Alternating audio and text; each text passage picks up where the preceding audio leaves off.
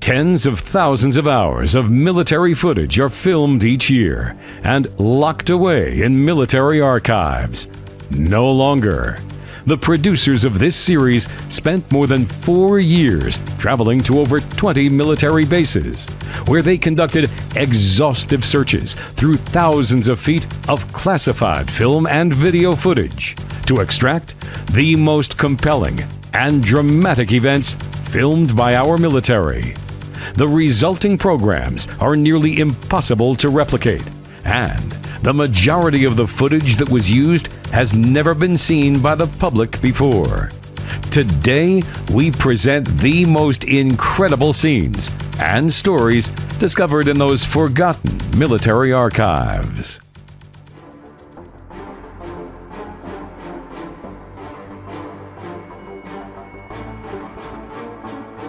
Since September 11, 2001, American soldiers have been fighting a new battle in a new war. The war on terror. Like all wars, though, it takes a combination of technology, equipment, and training to take the fight to the enemy. Technology, training, and equipment that you will see here in these highly acclaimed documentaries that have thrilled audiences all over the world. Over the years, these award-winning programs have revealed the countless untold stories of bravery and compassion that are symbolic of America's soldiers, sailors, airmen, Marines, firefighters, and first responders.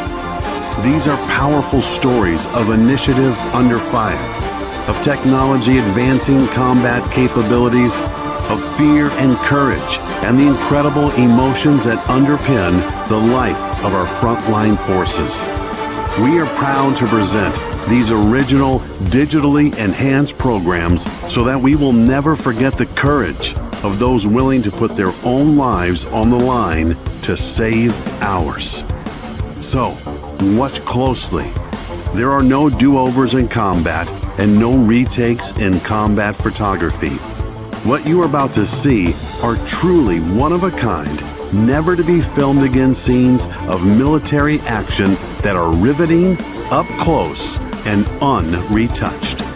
They are as relevant today as the day they were filmed. These are the untold stories of the challenge of flight.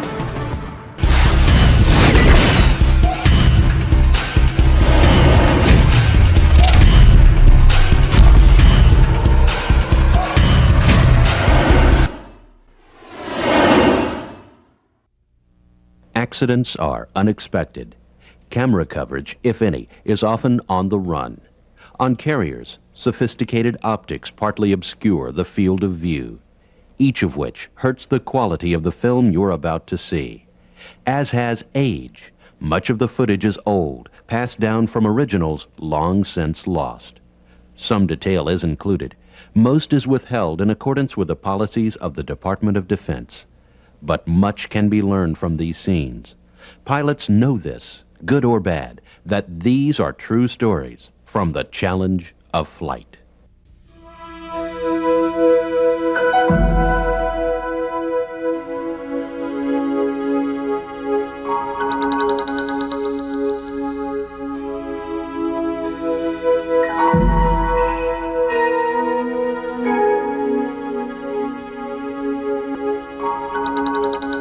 Pilots have a special relationship with flight.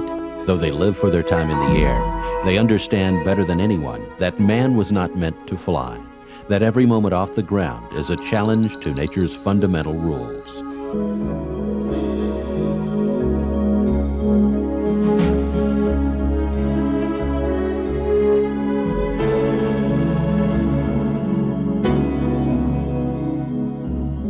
Still, they are drawn to the air, to the beauty, the wonder, the feeling of twisting alone through the clouds. But the reality is always there. And when pilots talk, it's not so much about joy as challenge, and not so much about soaring through the clouds as it is teetering precariously above the ground.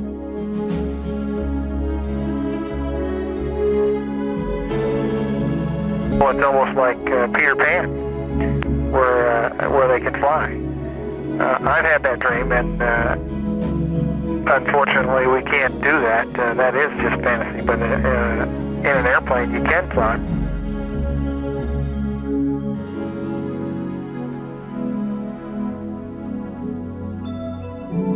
Attractions to flying is that it's a skill, and that it's a skill that I've been able to master. And I get some satisfaction out of the fact that it's not easy, and I can do it, and some other people can't do it.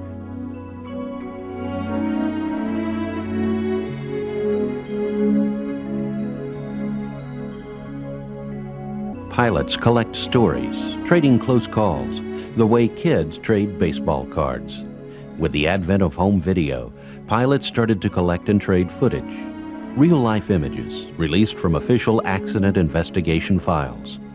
Much of the footage you are about to see has never been seen anywhere but on those pilot tapes.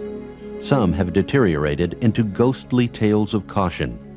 Traced to the original government film and video, they've been declassified especially for this documentary. The quality of the images is sometimes unclear, but the reality they represent is in sharp focus. The story they tell is of the final approach.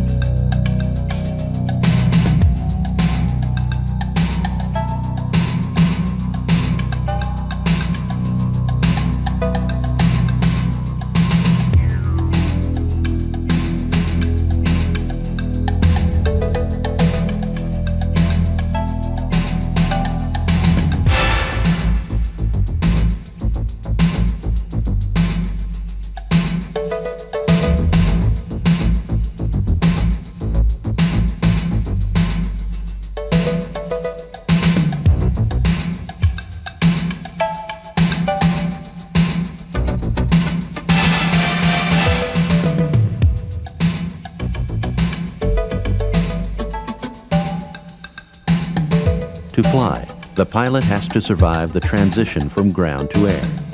To tell the tale, he's got to get safely back down. Takeoff and landing. That small portion of the flight is where most disasters happen. In those few seconds, there's simply not enough time or enough slack in the envelope to react. In the next two sequences, aborted landings quickly turn into a struggle to get the jet flying. This F-100 can't make it back into the envelope.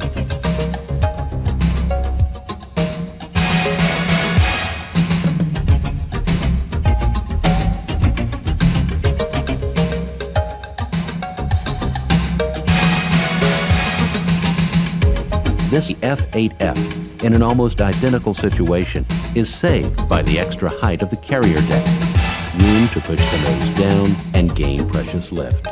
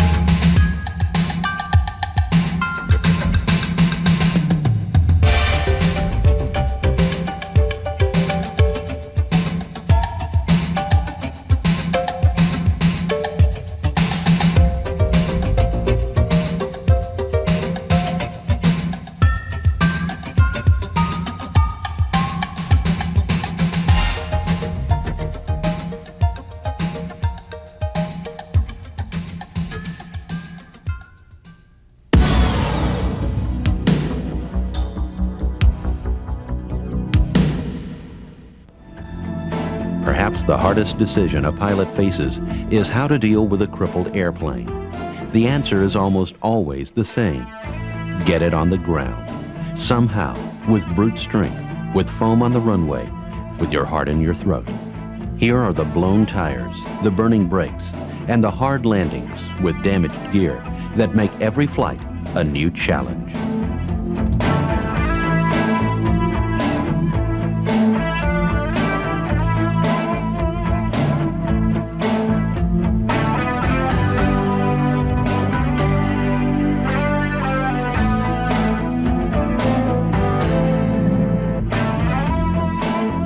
As all but the luckiest pilots know, the failure of one system invariably leads to the failure of another. This XB-70 starts with a single blown tire. Watch it spread across the entire undercarriage.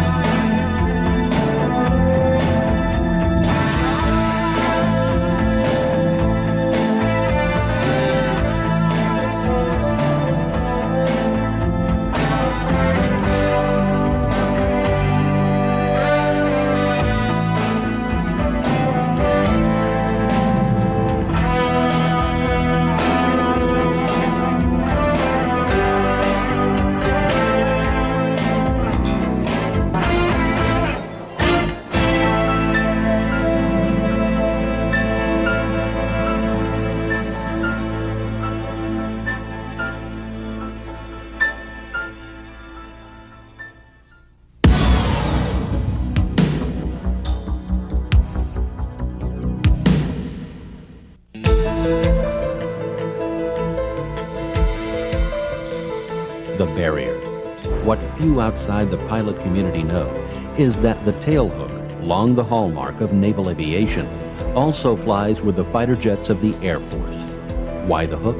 To grab the wire or barrier that often means the difference between an uneventful recovery and disaster. Blown tires, broken gear, bad brakes, chute malfunctions, loss of electrical or hydraulic systems. They're all reason to call for the barrier, a mechanism not unlike the arresting wires on the deck of the carrier. This F-15 sequence shows a classic land-based barrier arrestment. This filmed at Edwards Air Force Base using high-speed cameras. In this F4 sequence, the runway portion of the cable's rig is clearly seen. Donut-like spacers elevate the wire slightly, enough to give the hook a sure target, but not so high as to snag the landing gear as the nose wheel crosses it.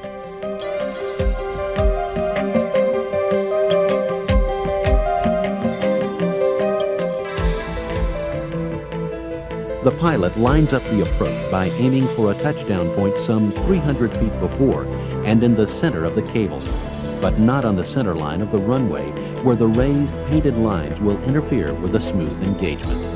There's good reason for this. Watch the hook as it skips during the initial contact with the ground. The extra distance allows the jet and the hook to settle down on the runway for a sure engagement with the cable.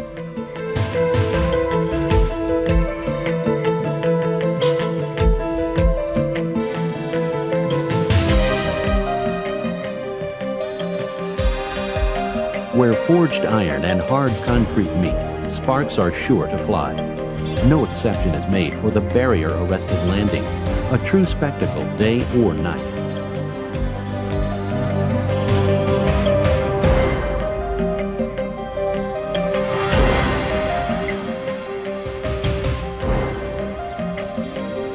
The barrier mechanism firmly brings a jet to a safe stop without pulling off the undercarriage of lighter jets like this F-16. In most cases, 500 to 1,000 feet of wire will play out, the initial contact passing a decisive jolt into the cockpit.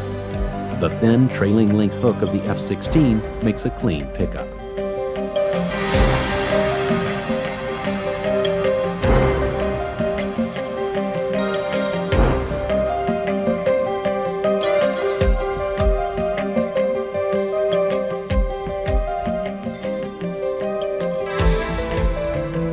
A wing-mounted lipstick-sized camera gives us an unusual view of the barrier arrest. The speed across the threshold will be about 130 to 140 knots.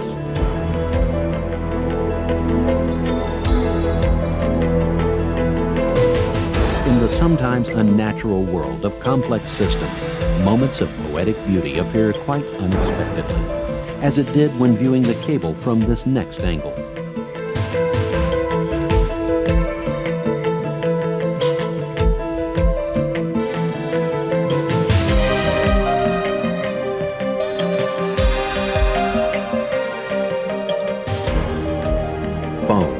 To control sparks and the danger of fire. In all emergency landings, fire and rescue equipment are called out, not because, but rather just in case. Pilots and ground crew are always trained for the worst case. In our final sequence, we see firsthand the payoff for developing systems like the barrier and for the training to fly to a successful engagement. This payoff brings an F-4 to an uneventful recovery, much to the relief of its crew.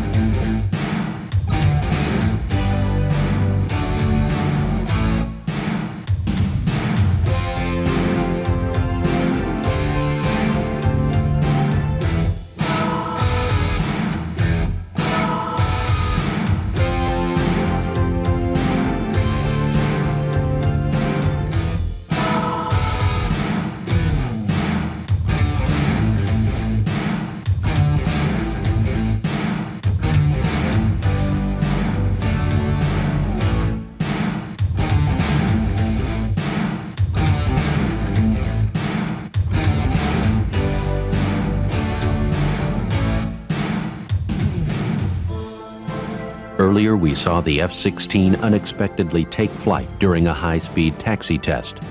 Watch now at a picture-perfect gear-up landing.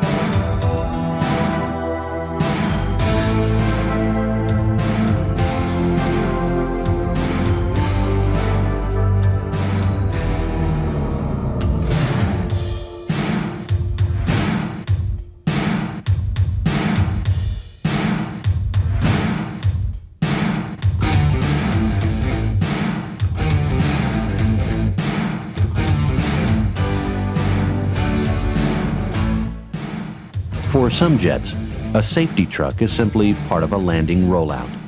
With its long, spindly wings and its narrow tandem gear, the U-2 is as likely to ground loop as not. So each landing is closely followed and monitored for safety as well as training.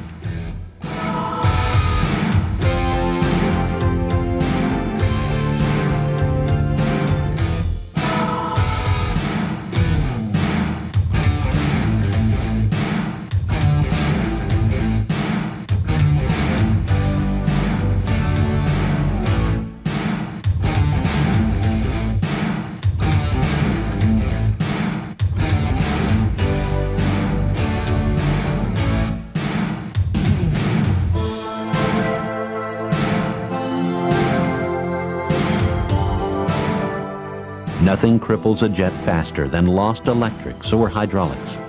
This early F-14 tries to stretch it out, but ultimately pitches over just short of the threshold as it loses its last drop of precious hydraulic fluid.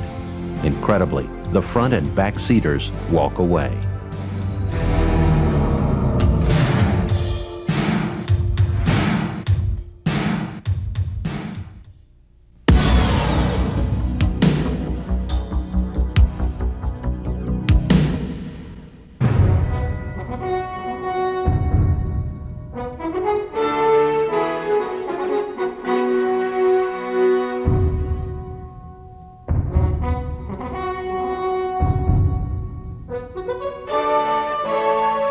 Naval aviation poses special challenges.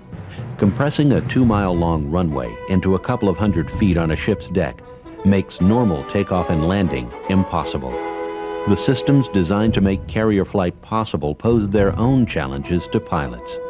In this selection of shots, you'll see catapults misfiring, landing gear shattering, tail hooks snapping, and the last hope of a Navy pilot with a bad plane, barrier arrestments.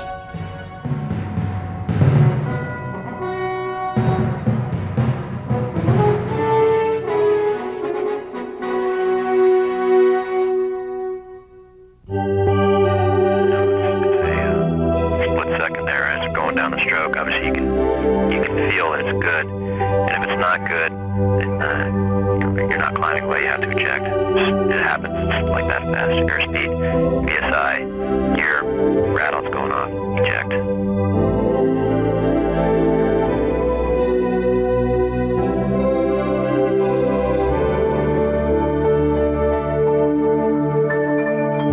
And we do what's called a clearing turn, where the moment you are clear of the deck, off the front you turn to the right, and off the waist you turn to the left to clear away from the front of the aircraft carrier, so that if something happened and you had to bail out or eject immediately, that the carrier wouldn't run over you.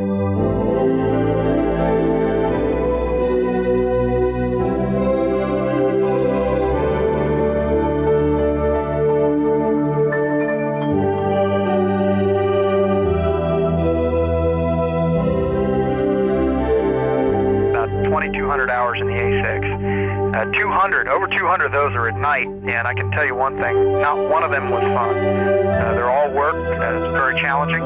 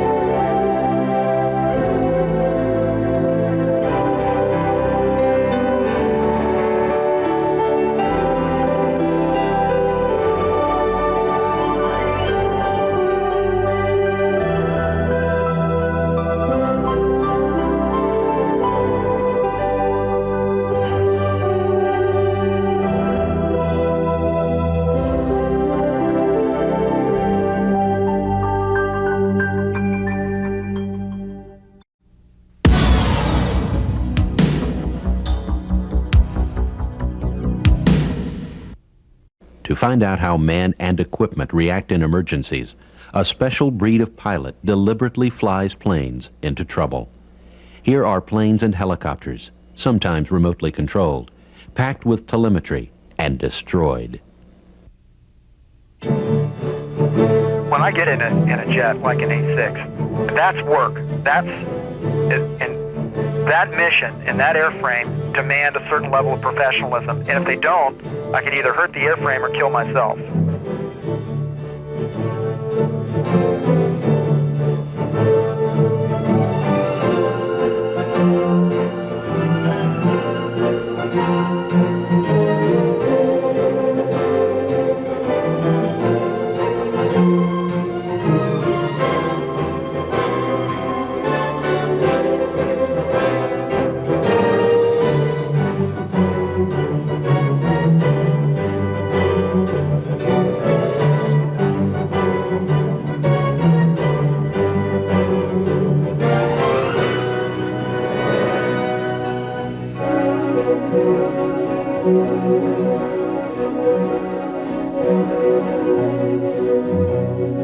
I don't think it's inherently dangerous.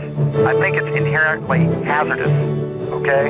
And I make a differentiation there because dangerous implies that inevitably something, somewhere, somebody's going to die, okay? And hazardous means you cut your variables down to almost zero, okay? So if there is a breakdown in teamwork, if there is a breakdown in maintenance, if there is a breakdown in the professionalism of the level of pilots, yes, it gets dangerous, but it doesn't have to be dangerous.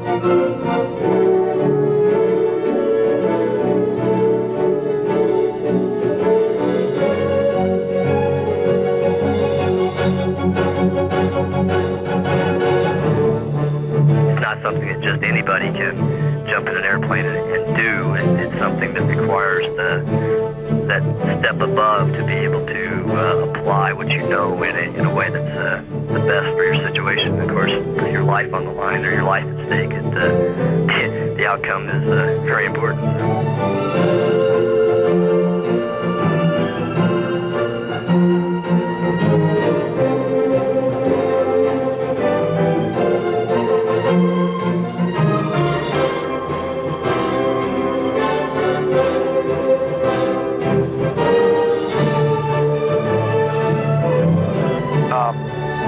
Those that are overly romantic about flight don't last a long time.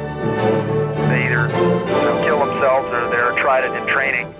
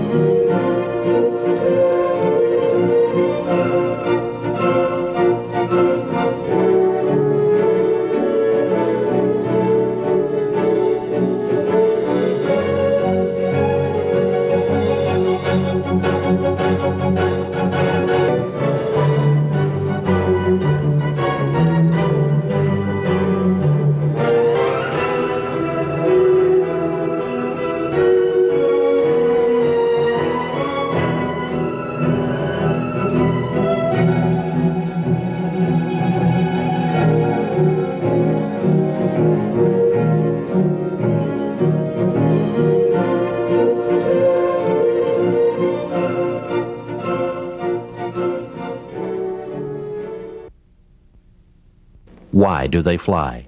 What is it about aviation that draws pilots? And what is it that convinces them that the risks aren't theirs to bear? there's a place. The pilots will tell you, where tension becomes joy, where nervousness becomes excitement, where fear becomes control.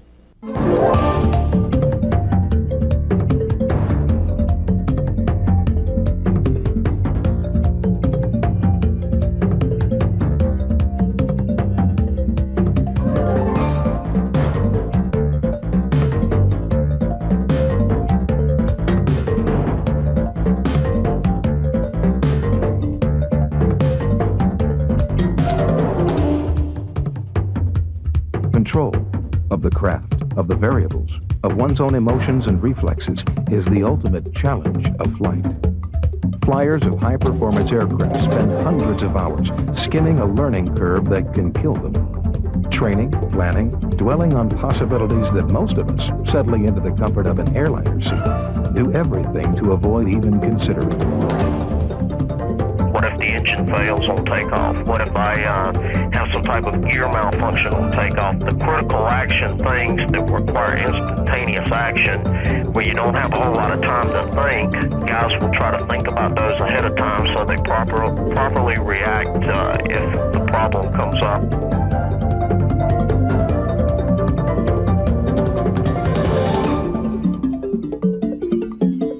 Flying is not a natural ability, it's an acquired ability.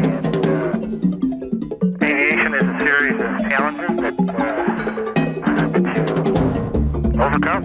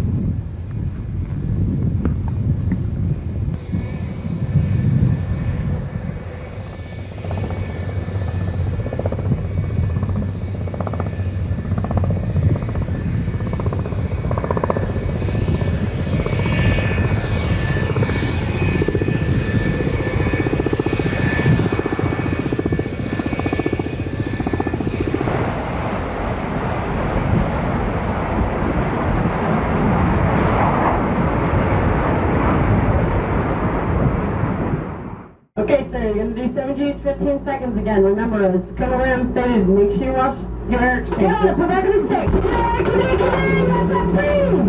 1, hold it for 3 seconds. 1, 2, hold it for 3 seconds, sir. Leg 3 out. Get your legs tight. Keep your legs tight. 1, 2, hold it for 3 seconds, sir. Keep your legs tight. Keep it going. 1, 2, unload. Unload, release the stick. Release the stick. Let go of the stick. Okay, go ahead, relax. Relax. Relax, sir. I'm ready. Okay, I activated up here. Go ahead and activate in there. System's hot. 3, 2, 1. Get on it. Put back. You press out. Breathe. Breathe. 1, 2, 3. Breathe. 1, 2, 3. Breathe. Okay, you're looking good. So 1, 2, 3. Okay, unload. Unload. Release the stick. Release the stick. Okay, relax.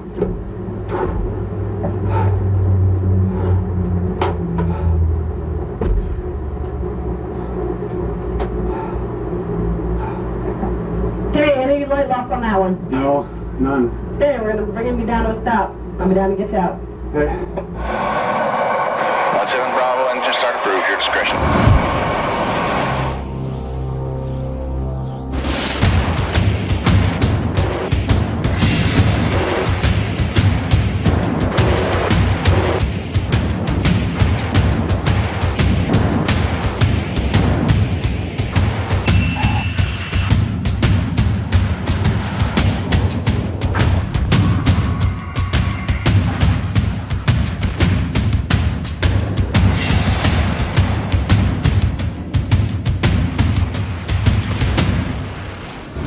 And I think all of us who leave Washington, D.C., with all of its complexities and all of its diverse views and all of its areas of decision, get tremendously heartened by a visit to those of you who are working in the field and who can see day by day measurable progress which strengthens our country and those associated with it.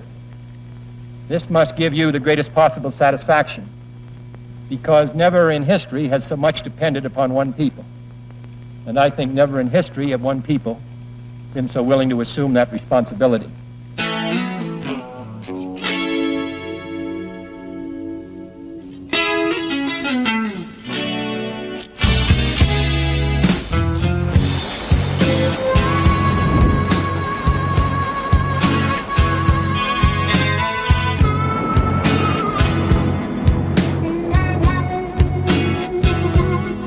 There's a pusher on my trail, and he knows I'm sinking fast. Just another victim. He knows that I can't last. If I want to go to heaven, I've got to go through hell. Oh, you know I have. My soul at Christmas knows, but my body won't let go.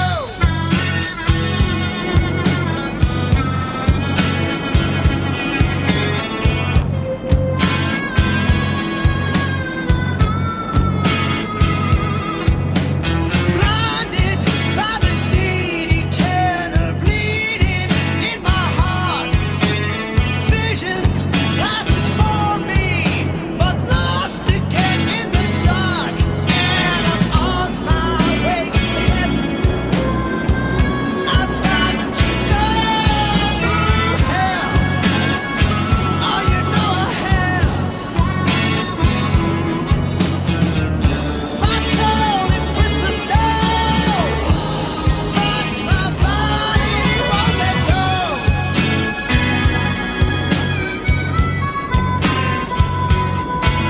Now 12,000 feet. Okay.